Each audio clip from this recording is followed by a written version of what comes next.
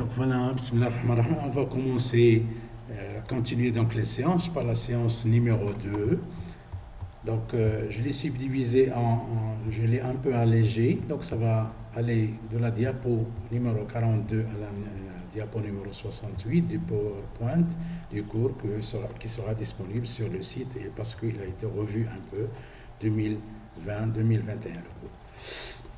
Voilà, je vous avais annoncé la dernière fois qu'on va parler de la gestion dans les fertilisants, donc le management des fertilisants, le Best Management Practices, donc vous avez PMPS, ça veut dire les bonnes pratiques de management. Donc c'est ce qui est utilisé évidemment pour la gestion des fertilisants.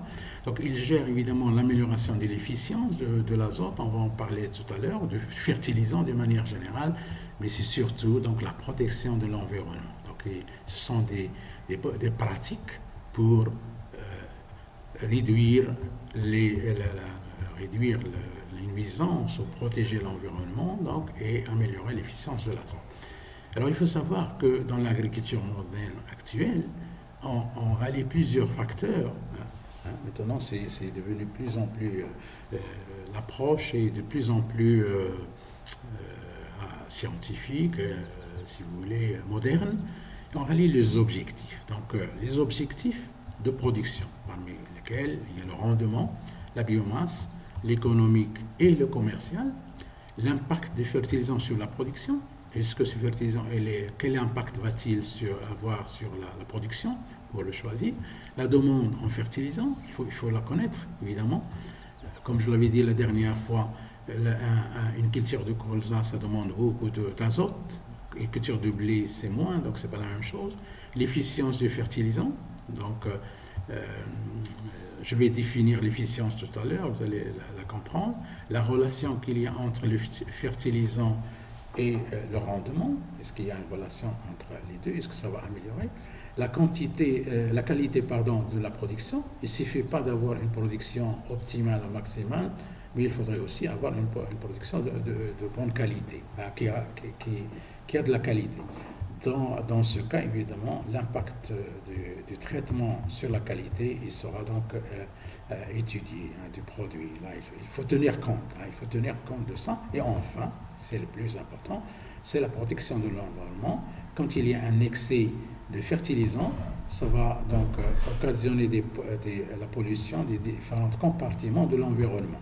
J'en ai parlé tout à l'heure. Vous avez le sol, vous avez l'air, vous avez l'eau, trois grands compartiments, et bien via le lessivage, donc si vous utilisez beaucoup d'azote, vous pouvez occasionner, ou de soufre, vous pouvez occasionner évidemment une pollution par le lessivage donc, de ces compartiments.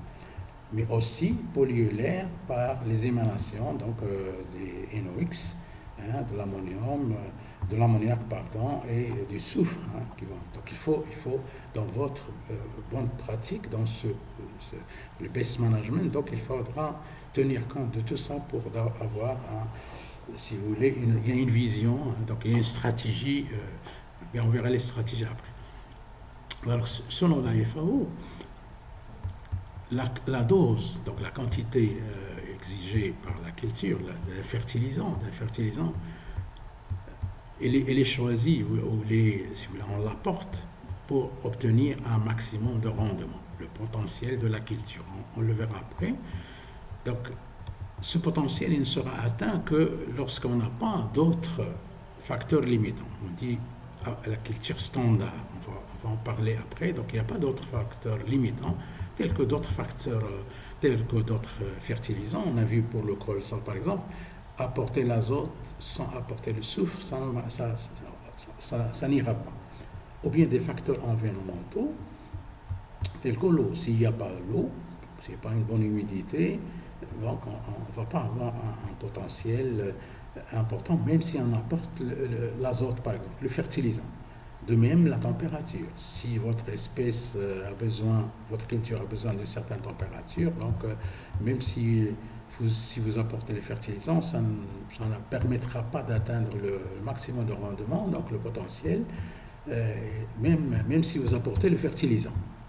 La même chose pour la radiation, ça veut dire la lumière, l'ensoleillement. Donc il y a des plantes qui aiment bien le soleil et d'autres non. Les maladies. Donc vous ne pouvez pas obtenir un maximum de rendement si votre culture est malade. Vous ne pouvez pas obtenir un maximum de rendement si votre espèce n'est pas performante. Donc la fertilisation va dépendre, le choix des fertilisants et la quantité, puisqu'on parle de la quantité, va dépendre de l'espèce. Il va dépendre aussi du cultivar. Alors le cultivar, la différence entre espèce et cultivar, l'espèce c'est l'espèce que vous connaissez. Mais cultivar, il est une variété dans l'espèce. C'est une variété commerciale qui a été sélectionnée. Je vais vous donner un exemple. Pour le blé tendre au Maroc, vous avez plusieurs variétés. Vous avez le Jouda, ou le Hariz, ainsi de suite. Donc ce sont là des variétés, donc c'est commercial. Et évidemment, les caractéristiques génétiques de la plante. Vous avez des plantes qui sont très productrices, performantes, des plantes qui sont très résistantes, des plantes qui sont peut-être sensibles. Donc ce sont les caractéristiques génétiques de la plante. Vous ne pouvez pas obtenir un bon rendement même si vous ajoutez les fertilisants, si les caractéristiques de votre plante ne le permettent pas. Et enfin, il y a le stade de développement. Ça, j'ai déjà parlé de ça. Donc, il faut apporter le fertilisant au stade, à la quantité qu'il faut, au stade qu'il faut. Sinon ça n'ira pas. D'autres éléments, évidemment, sont pris en considération dans la gestion intégrée. Donc, il y a un ensemble d'éléments qui entrent dans cette gestion. Donc, vous voyez, c'est le management. On parle de la gestion, on est dans la gestion, et de l'efficience, évidemment, de cette gestion, de l'impact sur le rendement. Vous avez d'abord un exemple, le travail du sol. On va le voir tout à l'heure, le travail du sol. Donc, est-ce que ce sol, il a été bien remué avant la culture? Est-ce qu'il a été labouré en été? Voilà. Donc, je crois que vous avez saisi ce que je voulais dire. La rotation des cultures. Quelles sont les cultures qui ont été... Est-ce qu'on a fait une rotation? Pas la culture qui était avant, la culture qui va venir après. Donc, on peut améliorer, si vous voulez, et gérer les fertilisants via cette rotation. C'est important. Ça impacte cette gestion. Et donc, vous voyez, dans cette gestion, il y a plusieurs choses qui sont intégrées. Donc, la technique d'application du fertilisant. On va le voir tout à l'heure. Et la forme aussi. Le semis. Est-ce que votre semis c'est précoce ou pas précoce, tardif ou en profondeur? On le verra aussi. L'application donc d'agents de protection. Je l'avais dit tout à l'heure. Les pesticides, les phytosanitaires. Donc votre culture, il faut apporter ça pour qu'il ne soit pas malade. Et puis ensuite, vous avez les substances de croissance et les régulateurs. Donc, vous voyez que j'ai bien fait ici montrer ça. Donc, souvent, on vous a dit, peut-être en physio-végétal, que les substances de croissance sont les hormones. C'est un peu vrai, mais ça aussi, mais il y a une nuance. L'AIA, par exemple, il est utilisé, donc il est utilisé donc, comme pesticide, comme herbicide. On verra peut-être ça plus tard, mais les régulateurs de croissance, ça aussi, c'est pas toujours des hormones. Alors, ça peut être autre chose, mais parlons de deux hormones que vous avez déjà étudiées avant. Par exemple, l'acide abscisique. Et bien, l'acide abscisique peut être utilisé comme un régulateur, ou même l'AIA, bien sûr, donc soit accéléré, soit retardé, selon les problèmes. Admettons que vous avez cultivé, vous avez mis votre culture, qu'il y a eu un problème au niveau climatique, et vous voulez retarder votre culture. Donc vous allez pulvériser, vous allez apporter ces régulateurs de croissance de manière à ralentir la croissance. Ou au contraire, vous êtes obligé d'accélérer la croissance. Donc là, vous avez un régulateur que vous allez rajouter, vous allez pulvériser, par exemple, sur votre culture, et ça va donc soit retarder, soit accélérer. Et là, vous avez la précocité, par exemple, soit avoir un produit précoce, soit l'avoir tardif. J'ai parlé tout à l'heure de l'acide abscisique là-bas, donc là-bas. Alors, on peut l'utiliser de deux façons. Admettons que votre culture commence à souffrir d'un stress hydrique. et que vous êtes obligé donc d'agir. Il n'y a pas d'autre moyen que de faire chuter un certain nombre de feuilles de votre plante. Donc l'acide abscisique va, si vous le plaît, va vous faire chuter une partie des feuilles de la plante et donc diminuer son besoin en eau. Si vous avez, l'acide abscisique, il est aussi utilisé, par exemple, dans la récolte du cotonnier. Le coton, qui est fabriqué, enfin, qui est produit par le cotonnier, quand vous voulez le moissonner, vous avez les feuilles qui vont gêner. Donc on va pulvériser l'acide abscisique pour faire tomber toutes les feuilles. Et après, c'est la moissonneuse qui va moissonner le cotonnier, et donc qui va prendre les touffes de coton, donc elle va les ramasser. Donc vous voyez, il faut parler plus de régulateurs de croissance, Et puis évidemment la fertilisation du sol et la récolte.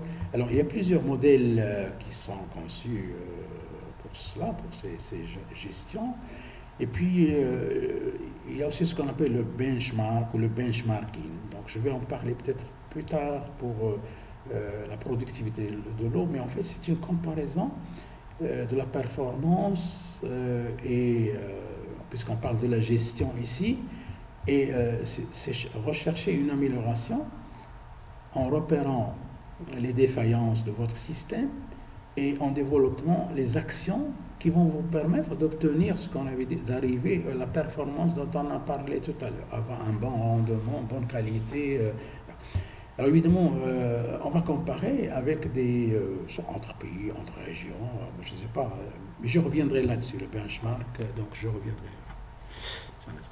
Alors voici un exemple de management, de pratique culturelle, si vous voulez, de management, de pratique de management dans le colza d'hiver. Alors colza, c'est Brassicana apus, donc c'est comme le chou, c'est la même famille que les brassicacées, c'est la même famille que le chou, donc brassicacées. Pour améliorer l'efficience, je vous avais dit tout à l'heure, tout passera par l'efficience. La gestion, c'est améliorer l'efficience de l'azote. Donc c'est ça ce qui est le point très important qu'il faut voir. Alors il s'agit du colza, donc il faudra développer un ensemble d'actions dont la visée, c'est d'améliorer l'efficience de l'azote. Alors, quand on améliore l'efficience de l'azote, on va améliorer le rendement, donc on va les mesurer par le rendement, par la qualité du produit, seed qualité, puisque ici, seed qualité, la qualité de la graine, puisqu'on a dit l'autre fois que le colza, il est cultivé pour l'huile. Donc, ce n'est pas la graine qu'on va manger, ce n'est pas une graine qui peut être consommée, mais on va la presser pour l'huile. Or, je vous avais montré la dernière fois, une diapositive, on en parlait longuement sur le choix du fertilisant et la pratique, évidemment, et vous voyez que la teneur en huile changeait, enfin, était un peu différente en fonction du fertilisant, la forme. C'est le même fertilisant, le fertilisant qui est le potassium, mais en fonction de la forme ou la société, parce qu'on ne donnait pas la composition, donc on voyait une différence. Donc ça, c'est très important. On va le retrouver ici, la forme. Alors, si vous voulez, donc, on revient toujours à notre colza qui commence à se développer au Maroc. C'est une très bonne chose. Donc, comme vous le savez, il faut de l'azote, il faut du soufre, il faut faire attention à la pollution donc, azotée. Ça, mais je crois que les décideurs, s'ils ont décidé d'autoriser la culture du colza pour avoir de l'huile, c'est cher. Donc, c'est qu'ils ont tenu compte de ces choses-là et ils vont les surveiller. Donc, vous ne pouvez pas avoir une efficience de l'azote dans ou si vous voulez, je le dis d'une autre façon, les conditions spécifiques, les conditions spécifiques du site, ça veut dire de la région ou de la zone dans laquelle vous allez cultiver le colza, vont influer. Donc je reviens donc sur ce que j'ai dit tout à l'heure. Donc les conditions spécifiques du site vont directement avoir un impact sur l'efficience de l'azote et donc sur le rendement, sur la qualité des graines et sur les pertes d'azote. Parce que quand on dit efficience, ça veut dire il faudra éviter les pertes d'azote, le lessivage, ou bien la volatilisation, ou bien les pertes, ou bien l'excès, quand on amène un excès. Alors, parmi ces, donc vous n'allez pas cultiver le colza n'importe où, hein. Donc là, il a des exigences en vie du sol. Donc, vous voyez, les conditions spécifiques du site sont le sol, l'état du sol, l'eau. Est-ce que c'est un milieu dans lequel l'eau est disponible ou pas? Humidité et la température. Donc, est-ce que c'est sec, aride? Moi, je ne sais pas, température diurne, la température de la nuit, donc jour et nuit. Les radiations, est-ce que c'est un milieu où il y a de la lumière ou pas, des radiations? Voilà. Alors, et puis la teneur du CO2 dans l'air, hein. Donc la photosynthèse va se faire évidemment en fonction du CO2. Il faut avoir du CO2 pour une bonne photosynthèse. Je n'arrive pas à trouver mon curseur. Voilà, il revient. Donc ici, regardez bien, les conditions du site, on est d'accord, ils vont conditionner ces facteurs-là.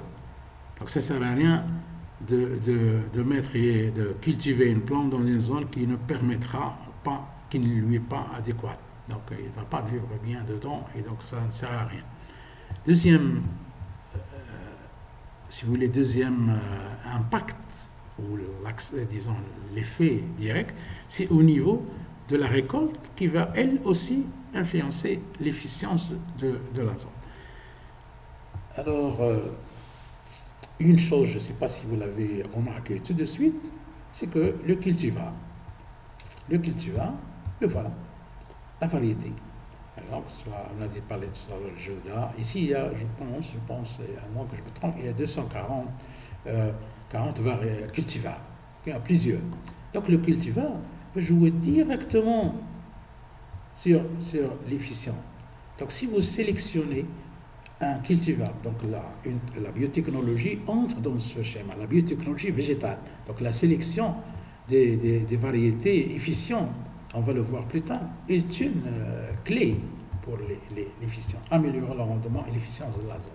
Donc vous voyez, voilà, l'espèce, le cultivar, il impacte directement l'efficience.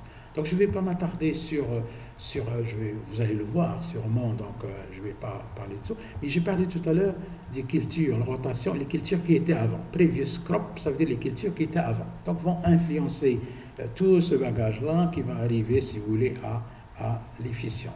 Il y a aussi, j'ai parlé du travail du sol. Regardez bien, le travail du sol va aussi à conditionner l'efficience et donc le rendement. La date, j'ai parlé du semis d'abord, tout à l'heure. Sowing date, ça veut dire le semis. Donc il va aussi conditionner, est-ce que c'est avant, après, quelle est la façon avec laquelle comment il a été semé, ainsi de suite.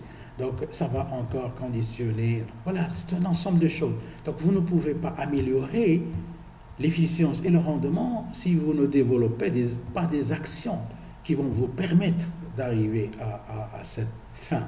C'est ça votre but. Il y a un but qui est là. Et donc vous devez développer toutes ces choses-là pour arriver à ceci.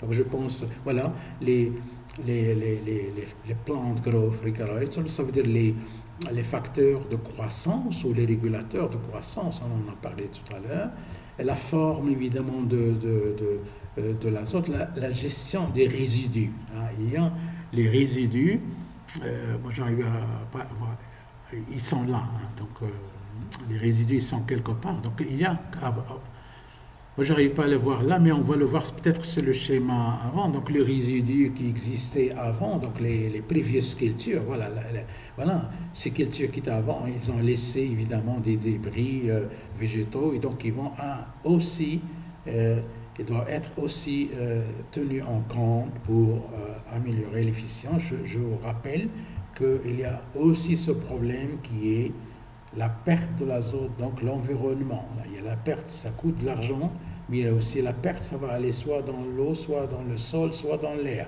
Donc il faut éviter ça. Voilà, je ne vais pas m'attarder si vous voulez, beaucoup plus longtemps sur ça, mais vous aurez le temps. Je crois qu'il y a ici la plante protection, donc les pesticides. J'ai parlé tout à l'heure sur votre plante, il ne faut pas qu'ils soient malades.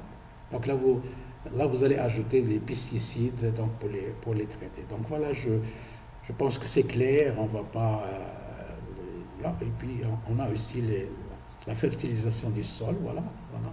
Voilà, il arrive là, fertiliser le sol, puis le taux de fertilisation, combien de kilos vous avez apporté. Moi, je pense que c'est clair, c'est saisi, donc vous avez saisi ce que je voulais vous dire. Donc, comment améliorer l'efficience, et il y a quand même un ensemble d'actions à développer, et ce sont des bonnes pratiques. Évidemment, j'ai parlé tout à l'heure des fertilisants. Alors, les fertilisants, c'est des choses qu'on va ajouter de l'extérieur. Il y a les fertilisants, bien sûr, traditionnels, qu'on ajoute les fumures, mais il y a ceux qui sont, si vous voulez, industriels, donc les engrais. On ne peut pas continuer sans parler des engrais. Alors, les engrais qu'on va ajouter, les fertilisants que vous avez vu tout à l'heure, ils sont soit des minéraux, soit organiques, soit organominéraux. Donc, on a ces trois formes. Et puis, si vous voulez, ces trois catégories. Mais les formes, elles sont soit solides, soit liquides, soit en suspension, soit carrément gazeuses. Alors, ces formes solides, liquides, suspension gazeuse, on va en parler un peu lorsqu'il s'agit de correction. Lorsqu'on va avoir des carences, votre plante va présenter des carences, il faudra la secourir tout de suite. Enfin, tout de suite ou un peu. Et donc, on va choisir entre les formes. On verra bien. Alors, ces fertilisants, les fertilisants majeurs, donc les éléments majeurs des fertilisants, évidemment, les éléments majeurs sont NPK, ça j'en ai déjà parlé la dernière fois. Alors P, il est toujours sous forme d'oxyde, le potassium aussi, le magnésium aussi, et le SO3. Oh, bien entendu, les fertilisants, il y a aussi les oligo-éléments. Donc pour les engrais, NPK, il y a un nomenclature, il y a une façon de les présenter. Avant d'arriver à ça, excusez-moi. Donc, les engrais NPK sont soit simples, la façon, voilà, on va les apporter, soit on apporte un seul élément, on dit qu'il est simple. Soit qu'il y a deux éléments dans l'engrais, on dit qu'il est binaire. Donc, s'il y a un seul de cela, c'est simple. S'il y a deux, on dira qu'ils sont binaires. S'il y a les trois, on dit qu'ils sont ternaires. Voilà, donc il faut retenir cette... Voilà, vous n'êtes pas obligé de retenir, c'est juste donc pour... Si vous lisez ça, vous devez savoir à quoi ça correspond. Absolument. Alors évidemment, comment on va les... Il y a bien une norme, si vous voulez, une unité. Donc ils sont exprimés en unité ou unité équivalent fertilisant. On parle d'unité, donc ils sont apportés en unité. Alors, une unité fertilisante, c'est 1 kg d'azote. Quand on parle d'une unité fertilisante, dans le cas de l'azote, c'est 1 kg d'azote.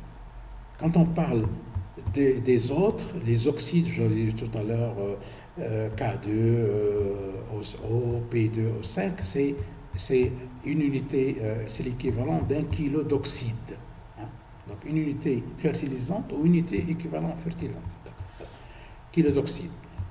1 kg d'azote, c'est 1 kg d'azote, mais par contre, une unité d'azote, c'est 1 kg d'azote, mais une unité de K2O ne contient en réalité que 0,83 kg de potassium. Donc il faudra faire attention dans votre calcul, c'est tout pour le culture hors sol, on verra ça à la fin du cours, Inch'Allah. Bon, c'est simple, hein? Donc ici, si je prends K égale à 39, la masse, donc en fait je vais mettre 40 pour que ce soit facile. Donc vous avez 80, 40 fois 2 ça fait 80, plus 16, ça fait 96. Et donc je vais tout simplement une règle de 3, K fois 2, donc ça fait 80, divisé par 96, ça vous donne 0,83 kg de potassium. Moi je n'ai pas le tableau, mais ça je le fais généralement au tableau quand je suis dans l'amphi. La même chose, donc vous faites le même calcul pour P2 comme je l'ai fait tout à l'heure, P2 au 5, et donc vous allez trouver 0,44. Si vous faites pour SO3, vous allez trouver 0,42.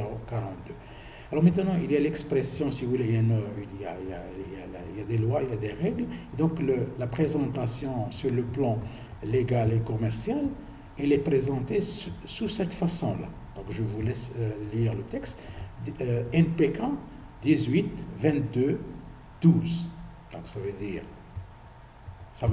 ça est équivaut à 18 unités d'azote, ça veut dire 18 kg, à 22 unités de P2O5, ça veut dire que c'est pas tout à fait des kilos, c'est moins, Et 12 unités de O2, c'est la même chose pour 100 kg. Ça veut dire quand vous avez 100 kg, vous avez ça.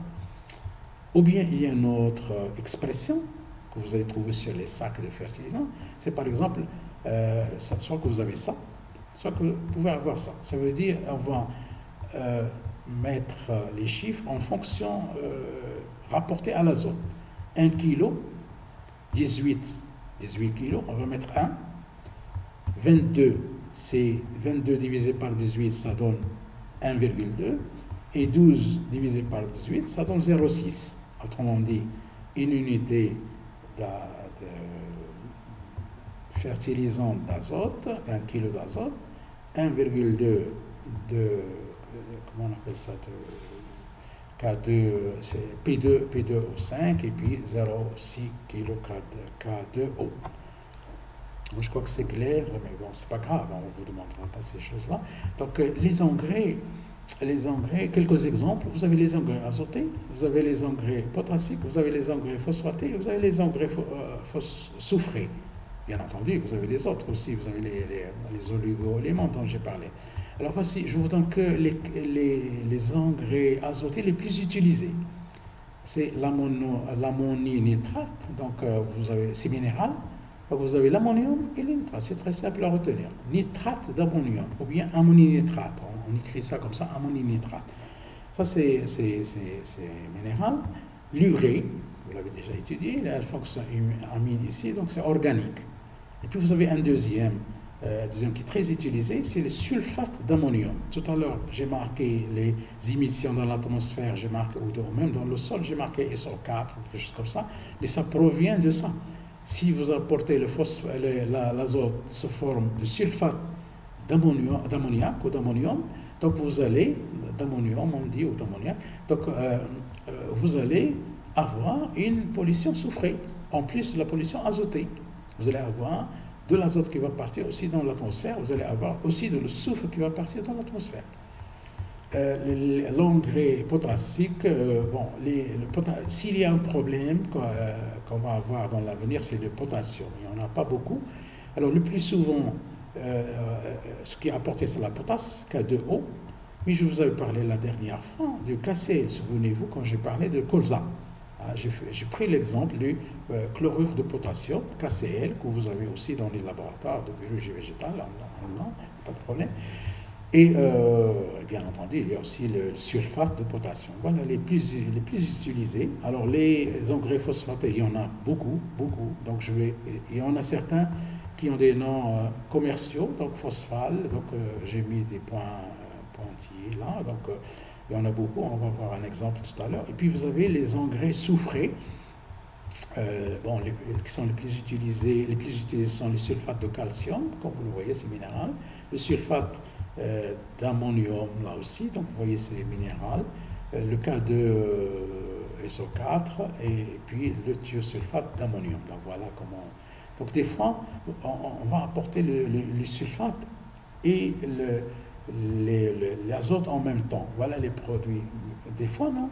Donc, des fois, il est apporté avec le calcium ou des fois, il est apporté avec le potassium. Donc, il y a tout un calcul à faire. On va le voir. Ce n'est pas extrêmement difficile puisqu'on le fait au labo. C'est les ingénieurs, ils font dans les cultures donc hors sol, mais on verra. Inch'Allah, on aura le temps de voir ça. Alors, je vous donne, ça c'est une projection. Alors d'abord, c'est de la FAO en 2008. C'est des groupes d'experts qu'on appelle les groupes d'experts en fertilisant, mais il y a aussi les groupes d'experts pour l'environnement. Alors c'était des projections, je marque bien ici des projections. Comme je l'avais dit la dernière séance, la première séance la dernière fois, j'avais commencé mon cours à ce niveau-là. Donc il y avait bien les années avant, donc eux ils ont fait la projection de 2007 à 2012. Donc moi j'ai pris ça, donc en 2010 j'avais les projections, en 2011 j'ai les projections et en 2012 j'ai les projections. Donc, mais maintenant je vais vous parler des difficultés, vous pouvez les avoir, vous les cherchez dans le site de la FAO, vous allez le retrouver peut-être. Alors mais ce qui nous intéresse dans ce tableau-là, c'est la demande au niveau interne, enfin combien on consomme et combien on va consommer dans l'avenir, c'est ça les projections. Alors vous avez l'Afrique, l'Amérique, l'Asie, l'Europe, l'Océanie, et puis la consommation mondiale, hein, le besoin ou la demande mondiale. Alors, je vais parler seulement de l'azote, parce que c'est lui qui est le plus important pour la production, c'est lui qui pose le problème au niveau de l'environnement. L'azote, vous avez NPK, les trois, je ne parle que de l'azote. Hein. En 2007-2008, on avait en Afrique 600. 2012, les projections donnaient 3000, 5 fois plus. Donc c'est l'augmentation. L'Amérique, ça n'a pas tellement augmenté, je vais vous dire pourquoi tout à l'heure. 7000, bon, on est passé à 8000, bon, il restait un peu stable, hein, 7700, 7000, etc. L'Asie, ça a augmenté un peu, donc vous voyez, 2000 à 7000, c'est 5 fois aussi, à peu près, enfin moins de 5%. L'Europe, c'est resté un peu stable, ça a augmenté, mais c'est stable.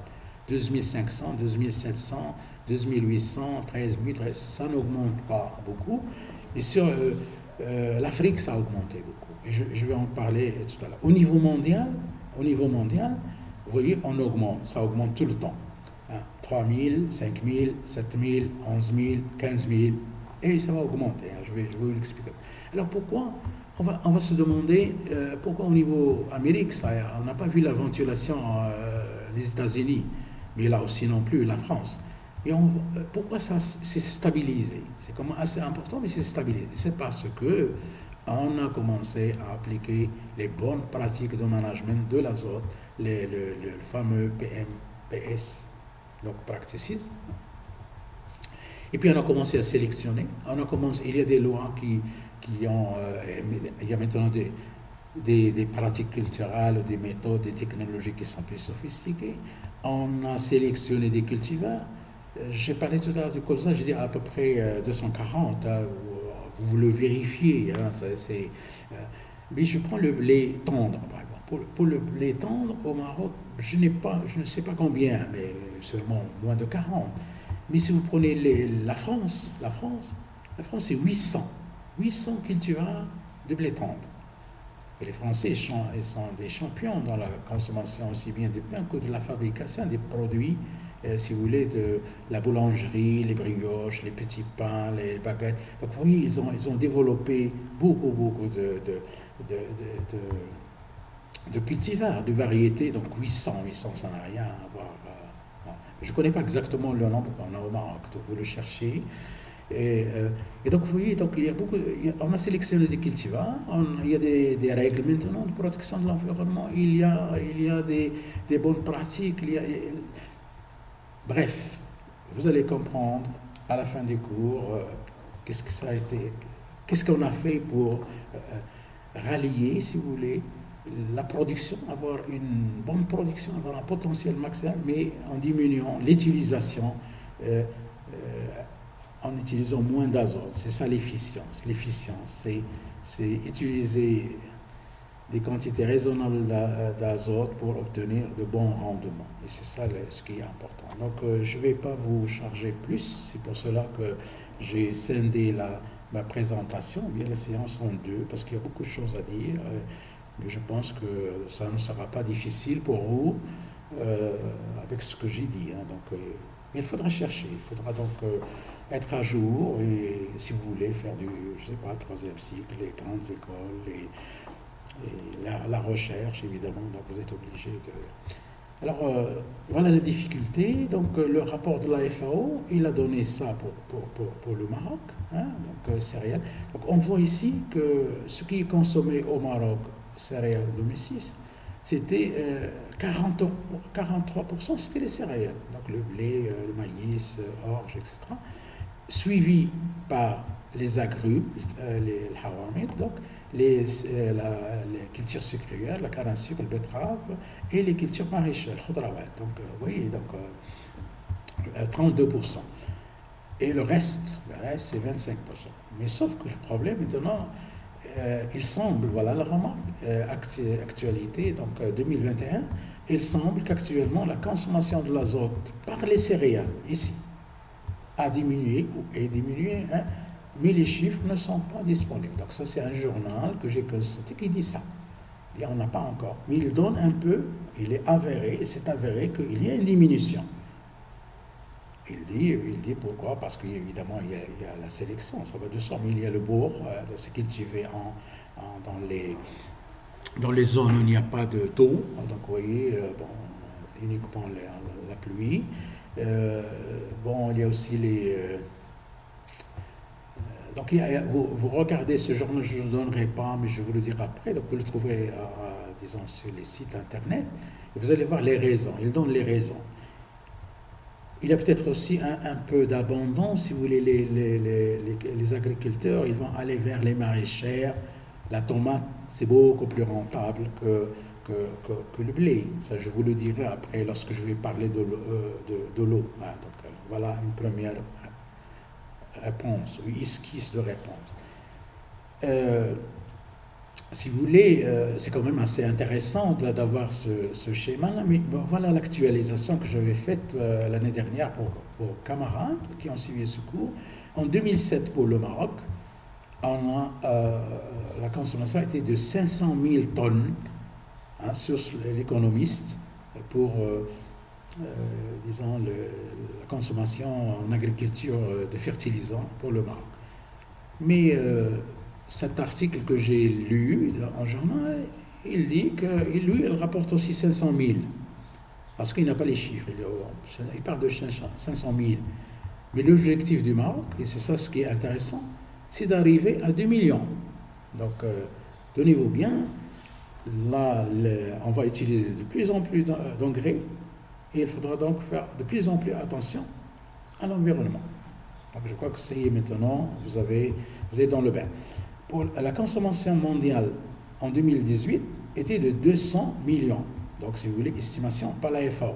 Donc, ça complète le tableau dont j'ai parlé tout à l'heure. Voilà les projections en 2017. Voilà, il vous dit globalement, c'est 200 millions.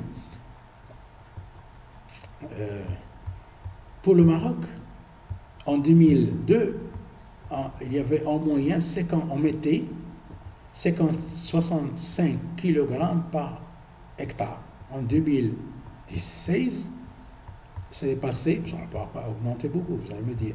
Donc on est passé à 71 kilos par hectare. En 2020-2021, on ne sait pas. Mais ça, c'était les sources. La source, c'est la Banque mondiale. Ici, la Banque mondiale. La demande en engrais pour, disons, la demande, donc ce qui est demandé, ça on attend, c'est 2020, était de 70 millions de tonnes. Donc vous voyez que de plus en plus, on va utiliser des fertilisants, et je vous avais dit dans l'introduction que il y a un problème, c'est que la population va passer de 5 et quelques maintenant, je crois 5 et demi, va passer à 10, 2040, 2050, et donc il faudra rencontrer les besoins de la population en nourriture, hein, mais il faudra faire attention à l'environnement. Mais ce qui est intéressant ici, c'est que l'augmentation du besoin, la demande en Afrique, elle a augmenté de 70%. Donc c'est utile, évidemment, donc il va avoir peut-être des problèmes de pollution, mais s'ils choisissent, si vous voulez, les bonnes pratiques qu'on a parlé tout à l'heure, de gestion, de management, donc ils vont éviter un certain nombre de problèmes. Mais c'est aussi pour les vendeurs ou les producteurs d'engrais, c'est une aubaine. Hein. Donc voilà un marché potentiel. Voilà, donc encore en complément, c'est dans le rapport 2006 de la FAO. Ici, ce sont les cultures, donc vous avez les céréales, les légumineuses, le tournesol, la betterave, vous avez même le rosier, voilà, il y a le rosacée, hein, donc il n'y a pas uniquement le rosier, romain c'est aussi une rosacée, la vigne, etc. Donc la pomme de terre. Alors, regardez bien, c'est ça ce qui est intéressant pour nous et pour vous dans votre formation, c'est que la présentation. Ici, l'unité, elle est rapportée, si vous voulez, l'engrais en NPK, voilà, NPK, et c'est 14, 28, 14. Donc, je ne vais pas répéter ce que j'ai expliqué tout à l'heure. Voilà l'engrais, comment il a été apporté, DAP, donc diammonium phosphate, l'urée, l'ammonium-nitrate, le sulfate d'ammonium. Voilà, donc on ne va pas perdre beaucoup de temps. La dose moyenne, là, voilà, je parlais tout à l'heure de la dose, hein, souvenez-vous quand j'ai parlé de la dose selon la FAO, donc 150 à 200 kg par hectare. Et puis voilà, N c'est 60, PE2 c'est 40 et K2 c'est 20. Donc vous faites le calcul, bon, moi, je ne sais pas le temps de... On ne va pas rentrer en détail, d'autant plus que ce n'est pas l'objectif principal de ce cours. Alors, au niveau utilisation, on a parlé de l'ammonium, on a parlé des nitrates, pardon, et de l'ammonium, et puis l'urée. Donc la plante va absorber l'azote essentiellement sous forme de nitrate. C'est ça la forme. Allahu Akbar, il est en train de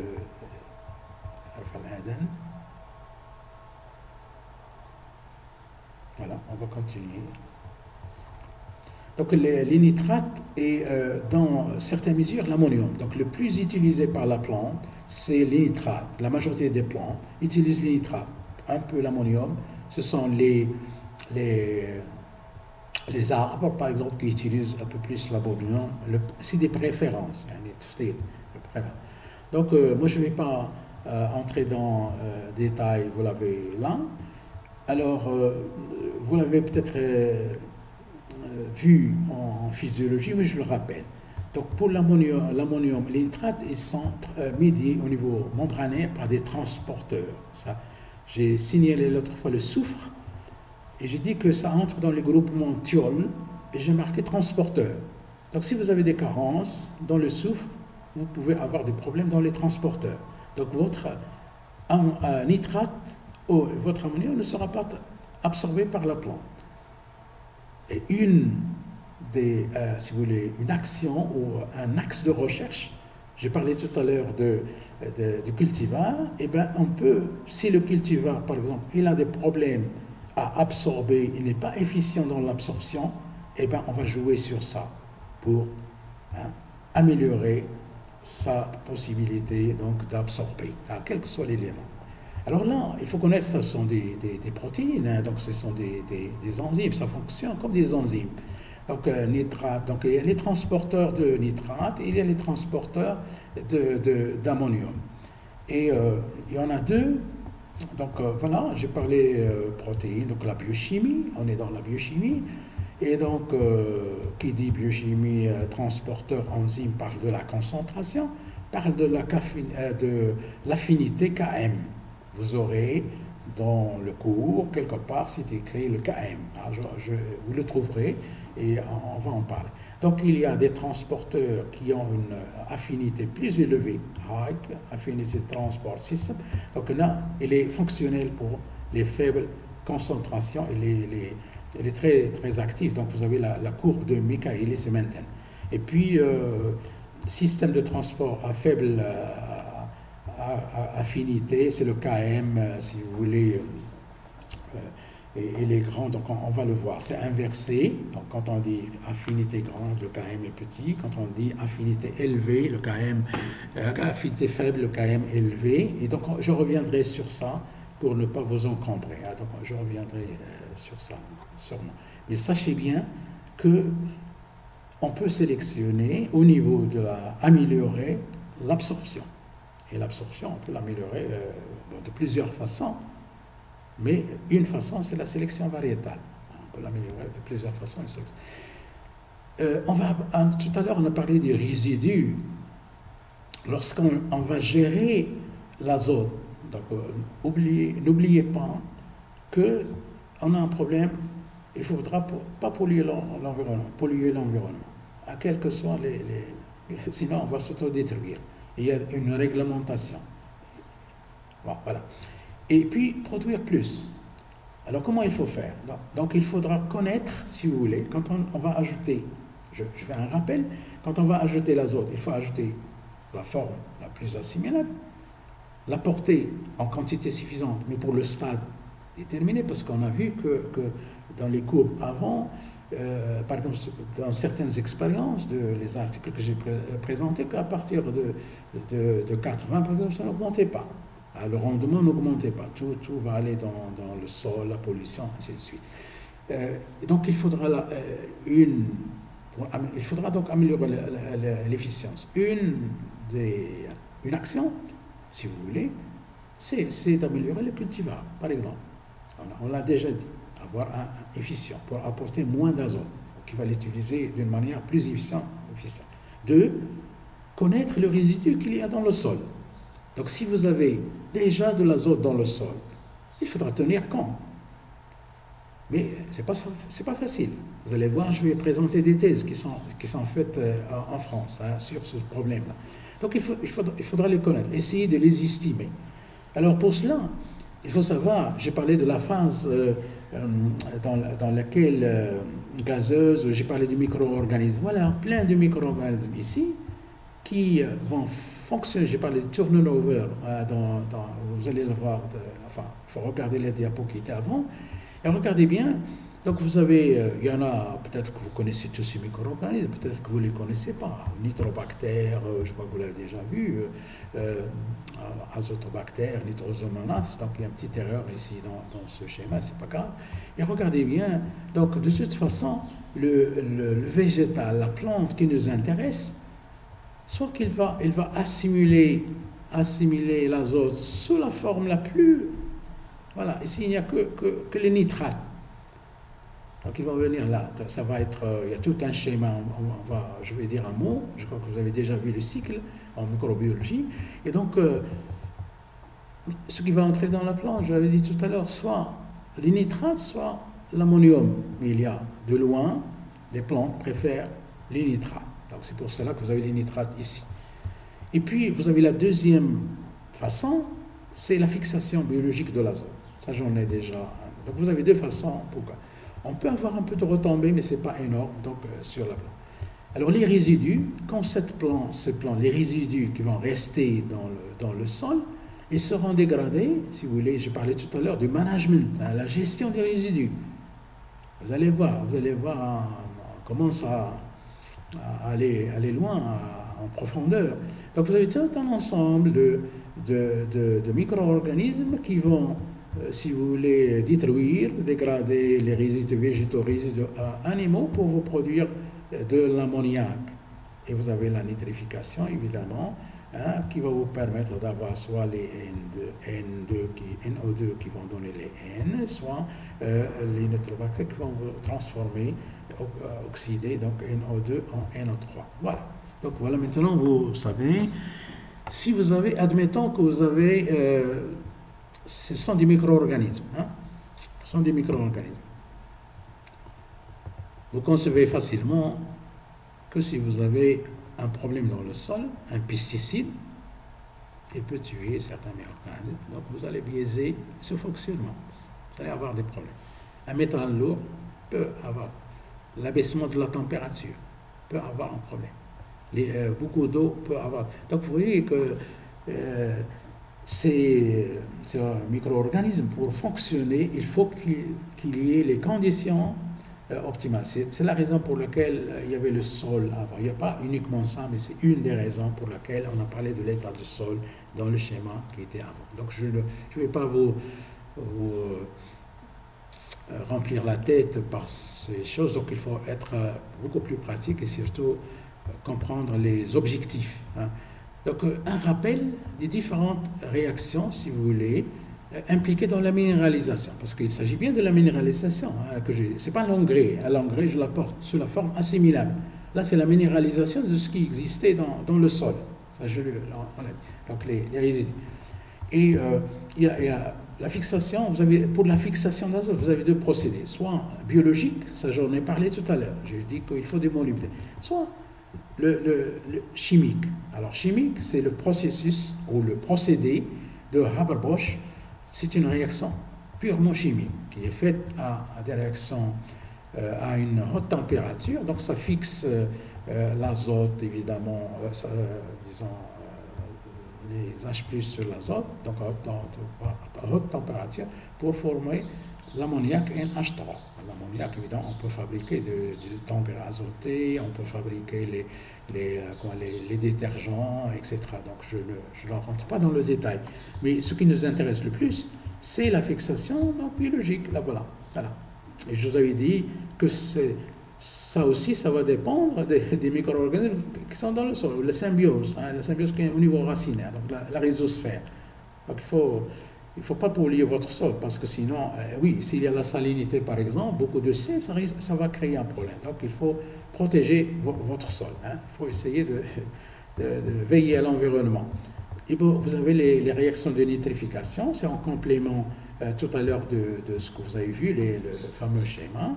Et puis la dénitrification, voilà le schéma. Et puis l'ammonification pour produire l'ammonium à partir de l'ammoniac. Donc je crois que c'est déjà clair, vous avez vu ça avant moi, donc je ne vais pas m'attarder sur ça. Ça, c'est les résidus qui sont organiques et qui vont être, si vous voulez, travaillés, détruits, métabolisés.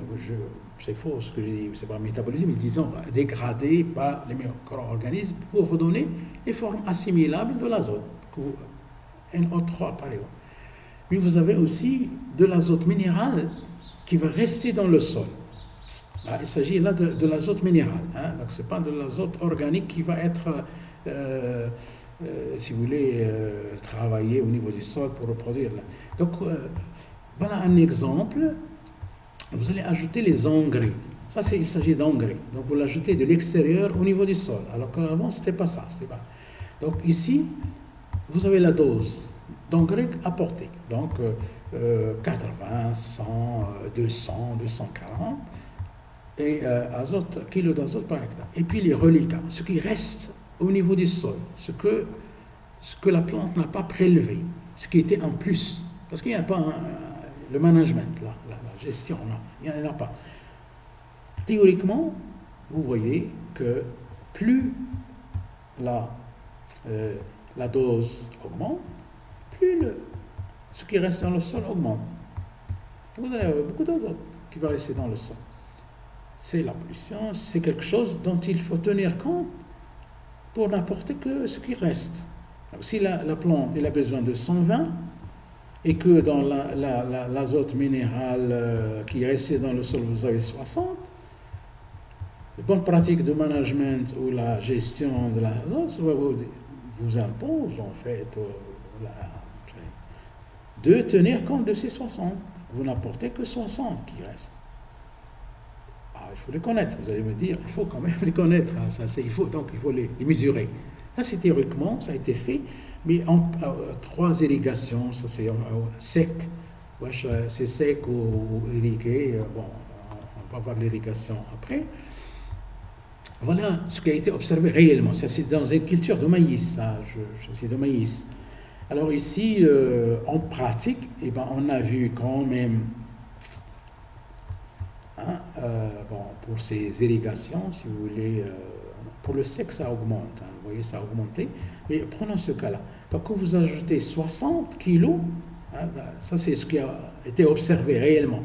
Donc, vous voyez qu'il y en a 15 qui restent dans le sol, à peu près 15.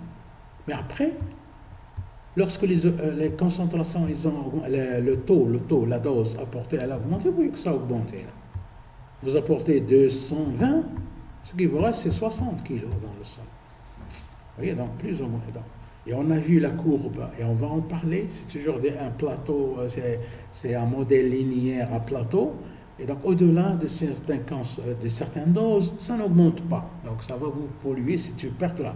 Alors la seule chose que j'ai ajoutée qui me paraît intéressante, c'est que lorsqu'on va échantillonner le sol pour déterminer ces reliquats, pour la betterave, il faut échantillonner à 90 cm du sol. Il faut aller en profondeur. Pour les céréales et la pomme de terre, il faut échantillonner à 60 cm. Pour l'oignon, il faut échantillonner à 45 cm. Donc ici, pour déterminer les reliquats et en prendre compte pour votre gestion, donc on a parlé de ça tout à l'heure, donc je ne vais pas me répéter encore une fois. Donc vous devez les déterminer et pour échantillonner, voilà comment il faut faire. Vous n'allez pas échantillonner à 10 cm et vous dites voilà j'ai les reliquats. Non, non. Alors la minéralisation, puisque je parle de la minéralisation. Tout à l'heure c'était l'azote minéral qui était resté. La minéralisation c'est dégradation de ce qui est organique pour devenir minéral. Alors j'ai trouvé, voilà une thèse que j'ai trouvée, je vous donne le lien de cette thèse, pour moi elle est excellente, je vais parler de notre thèse, donc ça a été disons, élaboré ou bien préparé à l'INPT, donc l'Institut national de Polytechnique de Toulouse, et à l'École nationale donc, des sciences agronomiques ou supérieures d'agronomie donc, de Toulouse, et par un certain Mathieu Vallée. Donc, alors, ce qui m'a regardé bien, quantification et prédiction de la minéralisation nette de l'azote du sol. Il y a un problème. Donc, il faut quantifier. Je vous avais dit tout à l'heure, il faut mesurer, quantifier. C'est-à-dire il faut les connaître pour pouvoir les... Et prédire. Ça veut dire qu'il va y avoir des modèles. Je vais vous montrer comment ça va se faire. Oui, je trouvais cette belle... ce beau paragraphe donc, qui était dans sa thèse. Et je me permets de vous le lire parce que pour moi, c'est très intéressant. Donc, voilà comment il justifie son travail. Il le justifie par ça. Il dit que dans le contexte actuel, c'était en 2006, où l'agriculture doit produire de façon durable, pour ne pas nuire à l'environnement, la gestion de l'azote, voilà, nous sommes dans la gestion de l'azote, doit être raisonnée. Voilà, on est en train de faire du raisonnement, le Best Management Practices, de plus en plus finement. Donc, vous voyez, il faut aller plus... Voilà pourquoi l'azote n'a pas augmenté beaucoup chez eux, enfin, a été stoppé, mais la production continue toujours d'augmenter. Pour atteindre les objectifs, je vous avais parlé tout à l'heure des objectifs pour la dose, pour la fertilisation, pour la culture. On ne cultive pas la culture comme ça. On la culture pour un but commercial. J'ai parlé du colza, je peux parler de l'olivier, je peux parler du blé aussi. Multiples, j'ai parlé de rendement. J'ai parlé de la qualité des produits. Voilà, donc il ne suffit pas de produits, et ça on l'a connu au Maroc, des années où il y avait beaucoup de pluie, on obtenait, le rendement était élevé pour les tendre, donc le farina comme on dit, mais les femmes, si vous voulez, de foyer n'aimaient pas ça parce que ça ne donnait pas. Mais oui, c'était pas bien. Donc vous voyez, même si vous avez une quantité qui est produite, qui est élevée, eh bien, il n'est pas vendu. Ce que vous avez récolté n'est pas vendu. Parce que les gens, il n'y a pas la qualité. Mais aussi le respect de l'environnement. Voyez les deux. Donc, vous avez rallié le rendement, la qualité, l'objectif, avec la protection de l'environnement. Respecter l'environnement. Donc, vous avez deux composantes dans votre travail, dans ce cours. Vous avez la gestion, évidemment, de tout ce qui touche à l'agriculture, la gestion, le rendement, la production. D'ailleurs, votre parcours, il s'appelle production végétale. Et évidemment, ces objectifs ne peuvent être atteints qu'en pilotant. Voilà la notion de pilotage. Je vais vous parler de pilotage. Donc, il y a des modèles, il y a des méthodes, il y a les baissements. La fertilisation azotée de au plus près donc, des besoins de la plante. Donc, il faut connaître les besoins de la plante. Pardon, excusez-moi. Et après, c'est pas fini, parce qu'on va voir comment il faut faire. Donc, les besoins, il faut connaître les besoins, ils vont varier avec les stades. Il faut l'apporter pour les stades. Si vous venez avant, ça ne marche pas. Si vous venez après, ça ne marche pas. Donc, et en adaptant le système de culture en interculture, je vais vous parler de ça à la fin de cet exposé, et de réduire les pertes d'azote nitrique sous forme gazeuse, mais aussi sous forme de nitrate. Gazeuse, ce qui va aller dans l'atmosphère. Je m'excuse. Donc, ce qui va aller c'est la pollution atmosphérique. Nous avons aussi les nitrates qui vont aller dans nitrique, voilà, le nitrique est sous forme gazeuse. Donc, voilà, nitrique, nitrate. Donc, il va aller dans Pour cela, il convient de connaître et de prévoir. Donc, quantification. Précisément, pas uniquement le connaître, mais la dynamique. Il y aura le terme dynamique. Ça veut dire, c'est le fonction, comment ça se fait. C'est dynamique, c'est pas stable, c'est dynamique, ça change. Et voilà, je trouvais, il va le faire in situ, c'est-à-dire au niveau de terres cultivées. On peut le faire aussi au niveau du laboratoire, mais ils le font au niveau disons, du sol cultivé. Et je mets fin, moi je trouve que c'est ça le résumé des objectifs de votre cours. C'est ça. Voilà. Donc je vais essayer d'aller un peu plus vite. Alors donc pour déterminer, voilà la question que j'avais soulevée tout à l'heure.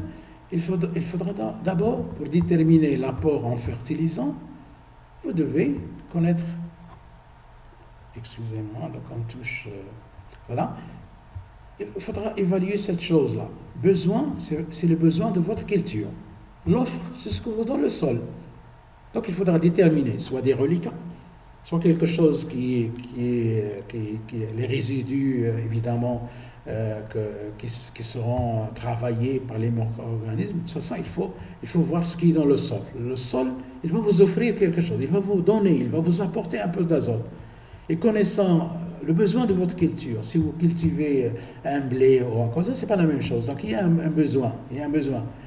Et donc il faut évaluer, c'est ça qui est important. Mais aussi la dynamique de cette offre. Bon, on va la voir. Et la dynamique aussi des besoins, hein, ça change dans le temps. Puisqu'on avait dit, il y a les stades de développement. Hein, et les besoins changent aussi en fonction des stades de développement. Alors comme je l'avais dit tout à l'heure, l'azote est absorbé principalement sous forme minérale, donc nitrate et ammonium. Alors, il provient donc de la minéralisation, c'est normal, de la matière organique. Alors, ça, c'est le complément de ce que j'ai dit tout à l'heure. Donc, il y a 3 pôles pour l'organique qui va être minéral. Vous avez l'humus, donc tout ce qui est végétal, ce qui va rester des végétaux. Vous avez la biomasse vivante, par exemple bactérienne, qui est dedans, qui va se décomposer. Et puis, vous avez ce qui est la matière organique, les résidus organiques, si vous voulez, qui est lié aux cultures, aux plantes qui sont restées avant, disons, de la previous crop, donc les cultures qui étaient avant. Donc ils ont laissé, je ne sais pas, de la paille, des racines, etc. Donc donc ils vont être détruites par les micro-organismes qui vont produire donc de l'azote. Et puis les amendements organiques, on peut ajouter de la fumure, le fumier, al-ghabar, donc on peut l'ajouter aussi. Alors, disons, dans cette histoire de minéralisation, on va distinguer aussi 2 pôles. Ça veut dire un qu'on appelle labile, qui est facilement minéralisable. C'est-à-dire qu'il a une vitesse plus élevée et donc il va nous donner tout de suite l'azote. Mais et qui va s'épuiser. Donc il va donner tout de suite, mais après il va disparaître. Donc il n'y aura plus. Et un pool stable, donc c'est celui-là, l'humus par exemple, qui va résistant, donc qui va se dégrader peu à peu avec une vitesse faible, plus faible, mais qui sera, si vous voulez, permanente dans le temps, à condition bien sûr qu'il y ait si vous mettez des pesticides ou la salinité ou vous tuez votre sol avec des polluants, hein, vous allez tuer cette flore qui est là, qui est en train flore et faune, hein, qui est en train de travailler dans le sol. Mais voilà la modélisation. Donc, il faudra donc la minéralisation dans le sol. On ne va pas parler comme ça, si vous voulez, mais il faudra bien l'étudier, la modéliser, prédire ce qui va produire, calculer sa vitesse. On peut la calculer par le modèle. Pardon, pas le programme l'IXIM, c'est un programme informatique qui fait les calculs, et le modèle c'est celui-là, le STIX, on va en parler plus tard. Il y a un modèle et un programme de calcul. Donc, mais si vous regardez cette thèse, vous allez voir qu'il parle de cela. Voilà une autre thèse aussi qui a été, voilà le STIX, voilà. Bien, je vais en parler, hein. D'ailleurs c'est ici le simulateur multidisciplinaire pour les cultures standards. Un standard, j'ai énoncé le mot standard dans mon topo de tout à l'heure. Standard, ça veut dire qu'il ne faut pas que votre culture souffre d'une maladie ou d'un stress quelconque, parce que sinon vous n'allez pas obtenir votre potentiel de rendement. Voilà. Sinon, ou la qualité aussi. Donc voilà, c'est une thèse, voilà, vous pouvez la consulter. Ah, voilà, j'ai rappelé seulement la thèse de Vallée, mais ça c'est Godard. Donc c'est une thèse INRA Paris-Grignon. Et regardez bien, cette dame, donc c'est une dame, hein, donc Godard, à moins que je me trompe, je crois que c'est une dame.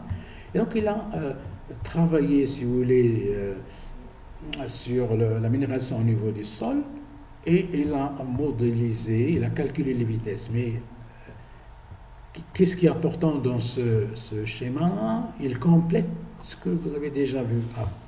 C'est-à-dire que voici, ce qui nous intéresse, c'est avoir de l'azote minéral sous forme d'ammonium ou sous forme de nitrate. Là, c'est la plante. La plante ne peut pas absorber autre chose que ça. Donc, au niveau du sol, on va voir qui produit ça. Donc, vous avez ça, et vous avez ça qui produisent. Donc, soit les résidus qui existaient avant, donc la minéralisation des résidus, enfin, ce qui est en train de se détruire au niveau du sol. Donc, on peut calculer la vitesse, là, profondeur, etc. Donc, la vitesse primaire. Puis, les micro-organismes, biomasse et les muscles, ça va se dégrader aussi, se minéraliser pour vous donner à nouveau les nitrates et l'ammonium. Et bien sûr, il dégage le CO2. Bon, c'est normal. Quand vous avez, c'est comme la respiration, quand vous dégradez matière organique, vous allez rejeter du CO2 et donc ça fait le cycle. D'accord? C'est ce qui est important, c'est ça. Donc vous avez les résidus organiques du sol. Et vous avez, ça aussi c'est l'humus, c'est l'humus du sol, là, évidemment. Et donc, ce sont ces deux éléments-là qui vont nous fournir l'azote minéral que la plante va utiliser. Mais ça se trouve dans le sol, ça minéralise. Et bien ces gens-là, ils ont modélisé, ils ont compris tout le système, ils l'ont modélisé, ils ont calculé les vitesses de minéralisation, ils ont prédit les quantités ou la vitesse qu'ils donnent, et donc, quand ils vont cultiver la plante sur ce sol-là, ils savent combien d'azote minéral, NO3 ou ammonium, est produit par le sol qui est fourni, qui est mis à la disposition de la plante et de manière dynamique en fonction du temps. Donc il faudra gérer votre apport en fonction de ça. Il faudra l'étudier, il faudra le déterminer. Ces gens-là, que ce soit la France, la Belgique, mais le Maroc, elle a commencé. Encore une fois, excusez-moi, donc il a commencé, c'est établir des cartes. Il y aura le mot carte plus tard et je vais vous en parler. On connaît les sols et on connaît combien ça produit. C'est beaucoup de travail là-dessus. Je félicite les agronomes, on a des agronomes qui travaillent sur ça, les chercheurs. J'ai parlé de l'efficience, évidemment. Voilà, toujours chez le colzan. Je crois que ça ne se voit pas beaucoup ici, mais ce n'est pas grave. Encore une fois, voilà, c'est le rhume. Donc, l'efficience de l'azote, c'est toujours chez le colza. Alors, on va définir ces différentes efficiences de l'azote ont été définies pour le colza, ici, ce tableau-là. Alors, la plus simple, l'efficience de l'azote, c'est tout simplement la division, le rapport entre le rendement en grains, ici il s'agit du colza grain, et ce que vous avez fourni en azote. Donc si vous avez donné, voilà l'exemple que je donne des fois à l'examen, exemple de calcul de l'efficience. Si on a une culture de blé qui a consommé 120 kg d'azote pour produire 60 quintaux, c'est le rendement en grains, ça veut dire 6000 kg. Et bien l'efficience de l'azote, ici, c'est N 6000 kg divisé par 120, il me donne 50 kg par kilo de grains par kilo d'azote. Voilà. Voilà ici par kilo d'azote. Donc, pour chaque kilo d'azote, j'ai eu 50 kg de grains. Voilà, c'est une efficience qu'il faut améliorer, là qu'il faut. On va voir. Donc, alors ici, pourquoi on a parlé de grains, il y a le terme indice de récolte, je vais en parler plus tard. Ici, le colza, il n'est pas cultivé, je l'ai dit la dernière fois, il est cultivé pour les graines. Donc l'indice de récolte, c'est celui-là. On l'a cultivé pour les graines qu'on va presser pour l'huile. On ne l'a pas cultivé pour autre chose. D'ailleurs, ce qui reste, les résidus, ils ne servent pas à grand-chose pour le bétail ou quelque chose. Ce n'est pas comme le blé. Le blé, on va utiliser la paille ou je ne sais pas, des choses comme ça. Donc ici, il a été cultivé pour les graines, seeds, graines, pour produire de l'huile. Alors on parle de l'indice de récolte. Qu'est-ce que c'est que l'indice de récolte? Eh bien, si vous avez le blé, vous allez le blé, quand vous allez le planter, disons, sur le sol, ça va vous donner l'appareil végétatif, la paille, je ne sais pas, les feuilles, la tige, etc. Mais à un moment donné, ça va vous donner les grains de blé pour lesquels vous avez cultivé cette plante. Eh bien, le rapport, je ne sais pas combien vous allez obtenir, sur le total, ça vous donne l'indice de récolte. Donc il y a bien, on peut estimer combien. Je vous le dirai peut-être la prochaine fois comment on fait au Maroc pour estimer le rendement bien avant.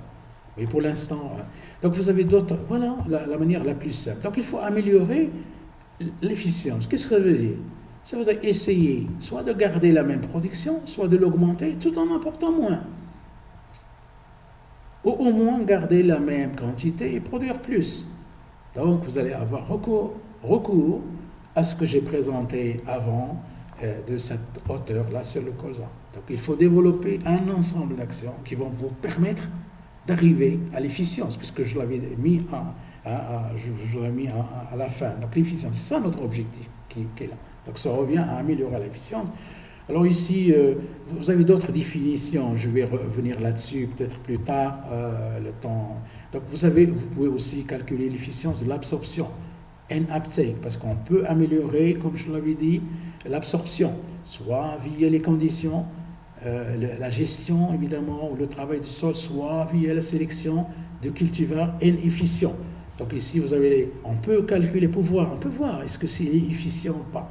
La même chose ici, la même chose ici. Donc on peut faire toutes ces choses-là à partir du moment où on a bien bâti l'expérimentation. Alors fertiliser, ça veut dire les parcelles qui ont reçu l'engrais, et infertiliser, ça veut dire les parcelles qui n'ont pas reçu l'engrais. Et vous voyez qu'à chaque fois on parle ici, on a commencé à parler des différences. Ça veut dire le rendement obtenu sur un terrain qui a été fertilisé, moins le rendement sur un terrain donc, qui a été témoin non fertilisé. Ça veut dire que c'est uniquement par l'azote du sol. Et ça, c'est uniquement pas uniquement, c'est l'azote du sol plus l'azote que vous avez apporté. Donc vous pouvez recalculer une autre efficience. Voilà, donc on va y revenir peut-être plus tard. Je reviens donc à un autre travail de l'auteur dont j'ai signalé la dernière fois, qui se rapporte au schéma précédent, donc les efficiences. La figure A, c'est celle-là. Donc qu'est-ce qui sort? Le taux de fertilisation, ce que vous avez apporté. Hein. Vous avez vu, c'est comme la dernière fois, le rendement en grains, et là, hop, à 80, c'est le maximum, ça devient plat. Hop, à 80, ça c'est la figure que vous avez déjà vue avant. Cette figure B, il vous présente la même chose. Si vous voulez les fertilisations, bon, il a commencé à partir de 70, c'est pas grave. Donc ici, sur l'absorption, si vous voulez, le N-uptake, donc ce qui a été absorbé, et par le rendement. Donc le rendement qui a été obtenu rapporté à ce qui a été absorbé. Donc je rappelle qu'il y a moyen de déterminer ce qui a été absorbé. Admettons, moi je n'ai pas de tableau, mais admettons que vous avez cultivé le blé et vous avez moissonné donc le blé, vous avez je ne sais pas quelle hauteur du sol, donc vous avez les grains, vous avez la paille, donc vous pouvez, les racines ne sont pas très développées, donc s'il y a un peu d'azote qui restera dans les racines, il n'est pas important. Donc vous allez faire l'analyse et déterminer l'azote qui se trouve dans cette partie aérienne. Et ce sera l'azote qui a été absorbé. Voilà. Mais ça ne veut pas dire qu'elle a été valorisée. Attention. Hein. Donc vous allez obtenir la quantité d'azote qui est dans la partie aérienne, vous la rapportez par ce que vous avez apporté ici, je ne sais pas, 80. Et donc vous allez voir l'efficience de l'absorption. Ah ben oui, vous allez calculer votre... C'est ça ce qui a été absorbé. Mais maintenant, il y a autre chose, attention. Donc si on va trouver bien de l'azote dans cette partie aérienne, Oui, il faudra faire s'il y a une corrélation avec ce que vous avez obtenu. S'il y a un problème dans le métabolisme de l'azote, c'est pour cela que j'ai quelque chose sur le métabolisme après. Après, on va voir le métabolisme de l'azote. Je vais vous faire un rappel. Hein. S'il y a un problème dans le métabolisme de l'azote, donc là aussi, vous n'allez pas avoir, soit vous allez avoir des problèmes de qualité, soit que vous allez avoir des problèmes dans le rendement. Et là, on peut à nouveau sélectionner des cultivars qui ont des propriétés métaboliques pour être efficients, qui sont bien, voilà, en résumé. Et ici, voilà, malheureusement, c'est ça, voilà. Donc ici, c'est cette courbe qui est là, 20, 40, 120, et là, au lieu de mettre le rendement en grain, on a mis tout simplement l'absorption. Et vous voyez, malheureusement, voilà, c'est aussi un plateau comme celui-là. C'est pour cela que je dis, ça ne veut pas dire qu'il a valorisé. On va trouver que c'est linéaire ici, mais ça va être à l'intérieur. Si ça n'a pas été valorisé, ça peut être des nitrates. Vous savez qu'il y a des normes de nitrates. Les nitrates peuvent être cancérigènes. On n'est pas sorti de l'auberge. Hein. C'est pas facile. C'est pas facile. Il faut faire de la recherche, il faut travailler. Et puis, c'est pas. On en parlera au fur et à mesure de notre, disons, de ce cours. On aura le temps de discuter de ça. Alors, voilà un travail donc des Canadiens. Bon, il a l'air d'être un arabe, Ziyadi. Donc, il a fait sur le maïs. Sur le maïs, en résumé, hein, vous voyez, c'est question de temps. Donc, il y a un témoin, ça veut dire un sol dans lequel on n'a rien ajouté, ce que j'ai dit tout à l'heure. Donc, il n'est pas fertilisé. Et puis, il a fait 3 expérimentations. Et ces 3 expérimentations, à chaque fois, il a porté l'azote sur une forme. Une, c'est l'urée nitrate d'ammonium. Ah, maintenant, vous le savez. Vous ne dites pas que on ne le sait pas, monsieur. Vous le savez. NAC, c'est le nitrate d'ammonium, calcique. Bon, calcique, on a rajouté du calcium.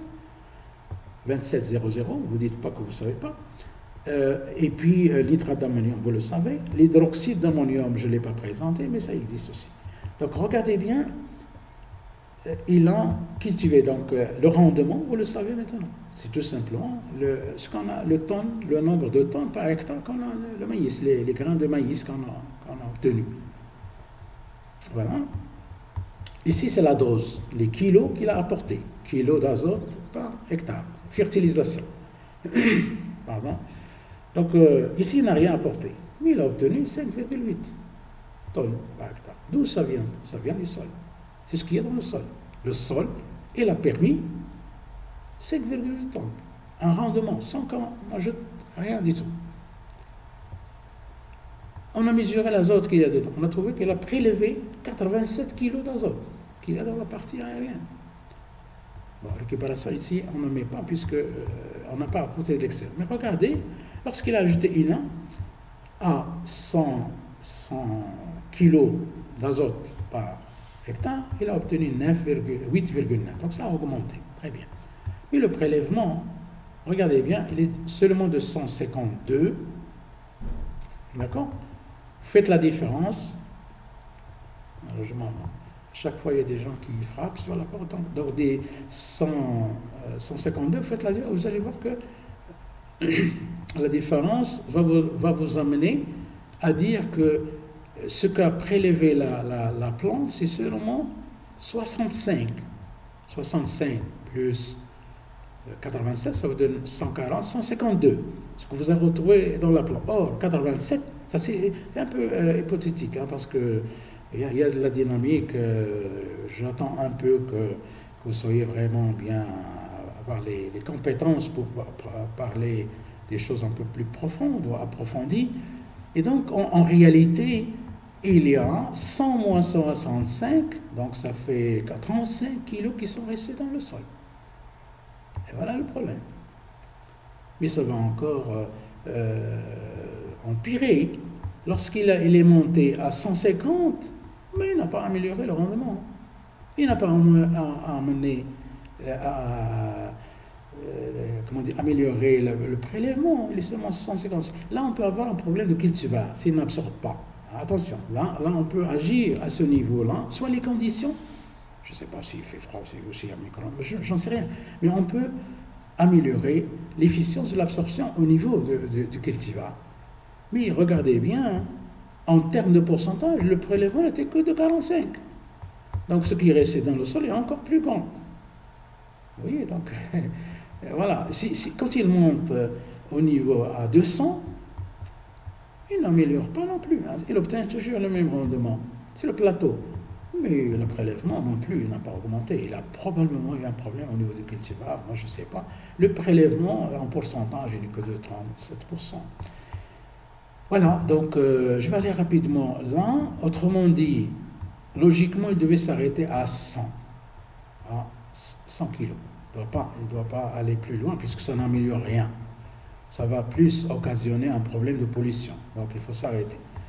Et pour le NAC, le NAC, je ne sais pas. Est-ce que faut voir si c'était le colza, peut-être mais c'est la même chose. C'est le même problème. Donc c'est le décideur ou l'État en fait qui contrôle. Il y avait une agence. Il va vous dire vous passez de 100 à 200 pour en fait avoir 700 kg de plus par hectare. C'est pas énorme.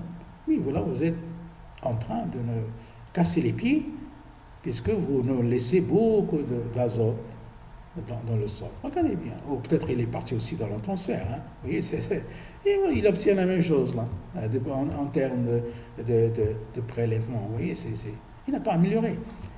La même chose ici, donc je ne vais pas vous casser les pieds par ces choses-là, mais vous avez compris, je pense. C'est ça l'essentiel. Alors, moi, je fais un résumé. Voilà le résumé. Donc, l'expérience qui a été conduite en 3 années, sur 3 années. Donc, il a fait l'expérience 3 fois, 3 années, 2004 à 2006. C'est un travail de recherche. Il a donné les engrais. Donc, il a donné un engrais de démarrage. Oui, on peut le donner. Voilà comment il l'a fertilisé. Parce qu'on parle que de l'azote. Mais en fait, il a ajouté le phosphore, il a ajouté le potassium. Sinon, ça n'ira pas. Alors, les meilleurs résultats, ils sont obtenus avec l'UNA, je l'ai expliqué tout à l'heure, et qu'il y a un modèle linéaire, donc ça pollue. On voit que c'est pas économiquement, c'est pas rentable, parce que plus il ajoute de l'azote, plus ça va lui coûter cher. Donc c'est pas bon.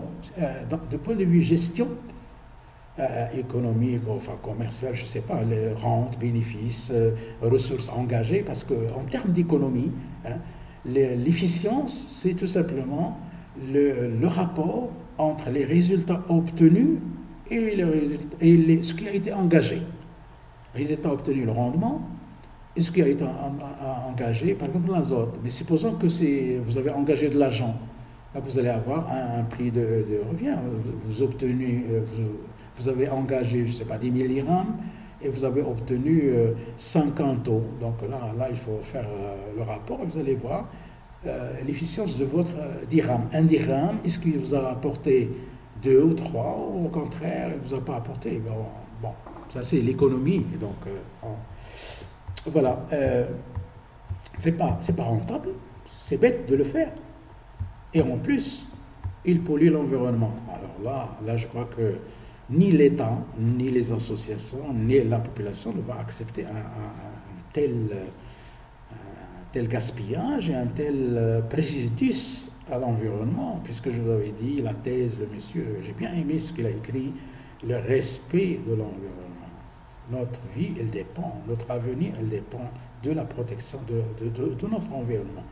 Alors, il a appliqué, après avoir fait toutes ces choses-là, il a appliqué le modèle linéaire à plateau, dont je vous ai parlé tout à l'heure, et bien il a trouvé il obtenait la même chose, si vous voulez, à 100 kg d'UNA, hein, c'est 100 UNA, donc elle est là.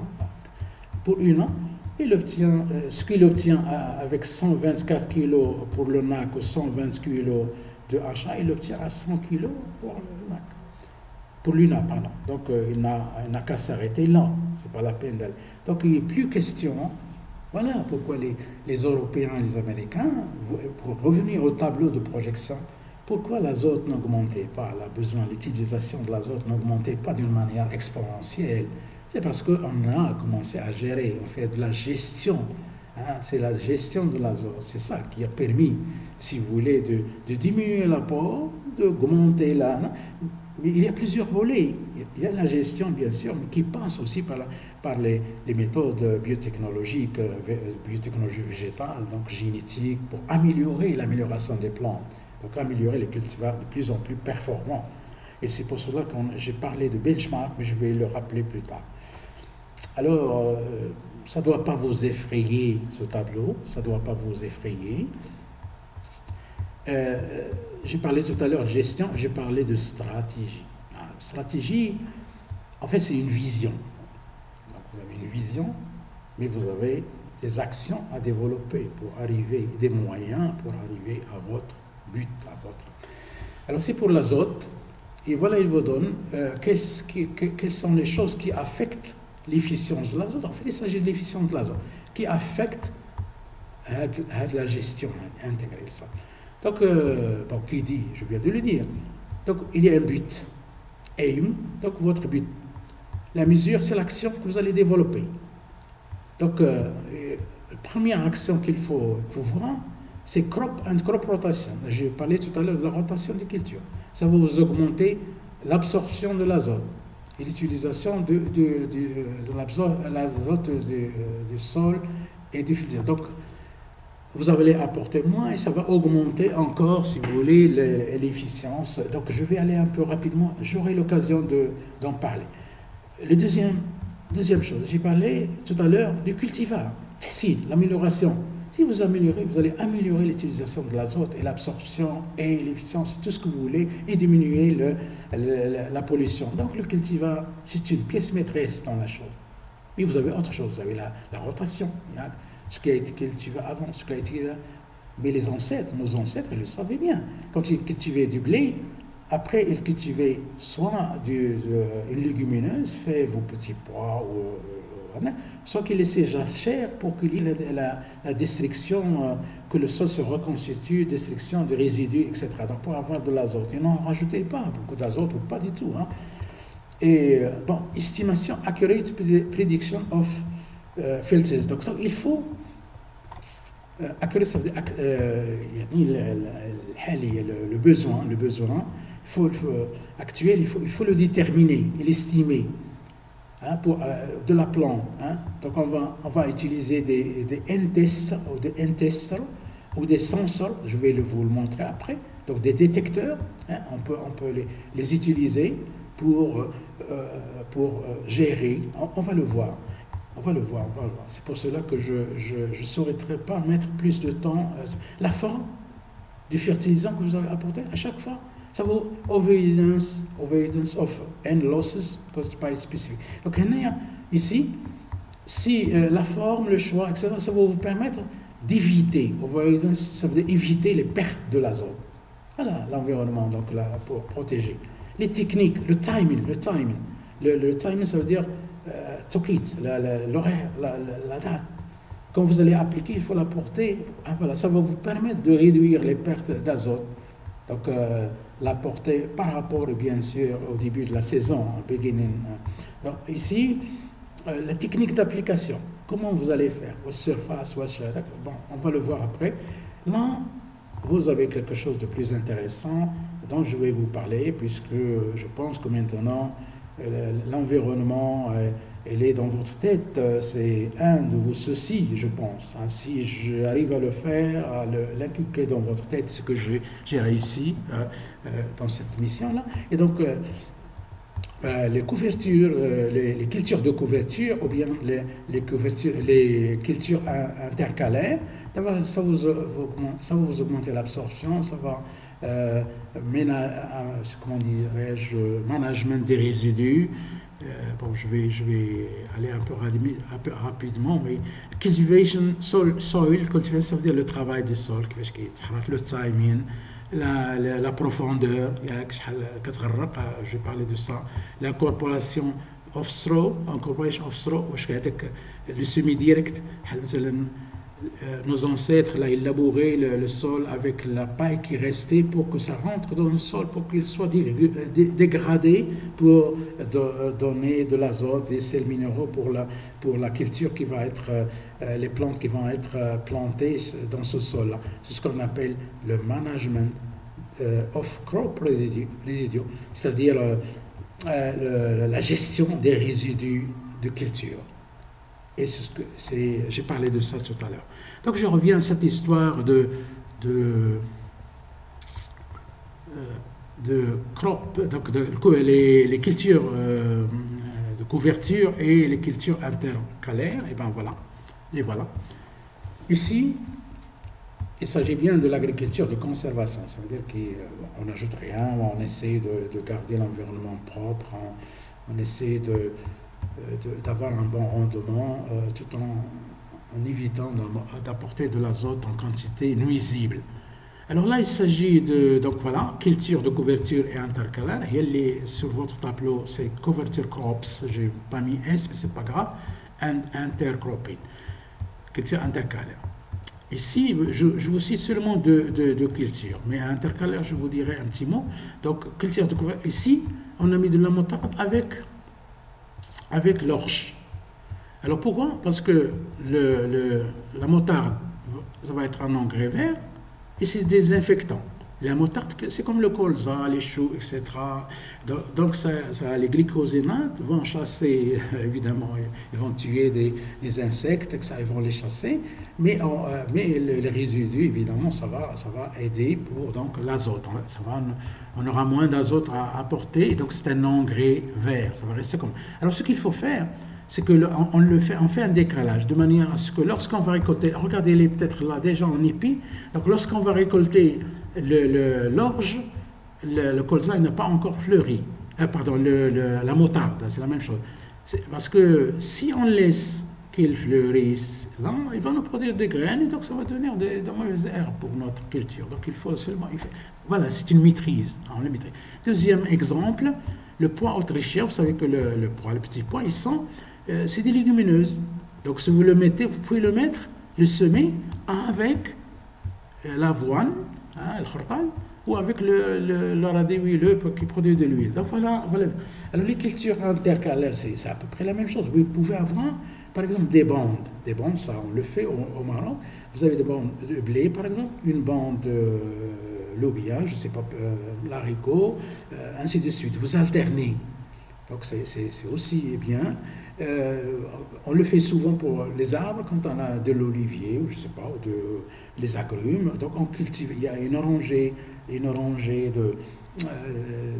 d'orangers, et on met entre deux rangées, on met, je ne sais pas, du petit pois ou autre, donc les cultures intercalaires. Voilà un résumé donc de ce que j'ai dit tout à l'heure. Donc ça dépend de plusieurs facteurs. Donc tableau précédent, c'est ce que j'avais expliqué tout à l'heure. Et je vous dis, le N efficient, le cultivar N efficient est une pièce maîtresse dans cette chose-là, dans la sélection. Et puis voilà, donc pour gérer la fertilité azotée dans un système de culture, il est important d'adapter les doses à la demande réelle, c'est ce que j'ai dit. Si votre culture demande 100 kg, il faut apporter les 100 kg uniquement et tenir compte de ce qui est, évidemment, ce qui est produit par le sol, et évidemment aussi les pertes. Mais on verra ça plus tard. Voilà, donc je termine cette séance qui est quand même assez longue, mais à mon avis, il fallait dire ça, donc je l'ai scindé en deux. Donc je vous remercie de votre attention et à la prochaine séance, Inch'Allah.